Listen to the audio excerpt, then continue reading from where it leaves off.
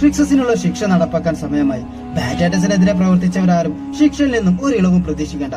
അത് ഗ്ലാഡിയേറ്റർ ആണെങ്കിലും ശരി, ചാമ്പ്യൻ ആണെങ്കിലും ശരി, എന്തിന് ബംഗ്ലാവിനെയും ബാറ്റാറ്റസിനെയും സംരക്ഷിക്കുന്ന കാവൽ ഭടന്മാർ ആണെങ്കിൽ പോലും ശിക്ഷ സ്വീകരിച്ച മതിയാക്കും.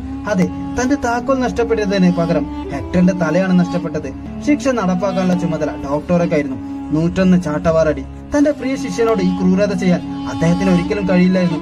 പക്ഷെ എന്ത് കാര്യം, യജമാനനെ അനുസരിക്കാതെ വേറെ വഴിയില്ലല്ലോ. എല്ലാ ഗ്ലാഡിയേറ്റർമാരെ തല കുണിച്ചാണ് നിൽക്കുന്നത്.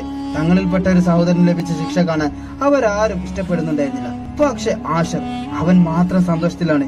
അതെ, തന്നെ ചട്ടുകാരനാക്കിയ ക്രിക്സസിന് കൊടുക്കാൻ പറ്റുന്ന ഏറ്റവും വലിയ ശിക്ഷ. ക്രിക്സസിനോടുള്ള യജമാനന്റെ പ്രത്യേക താല്പര്യം ഇതോടെ അവസാനിച്ചിരിക്കും.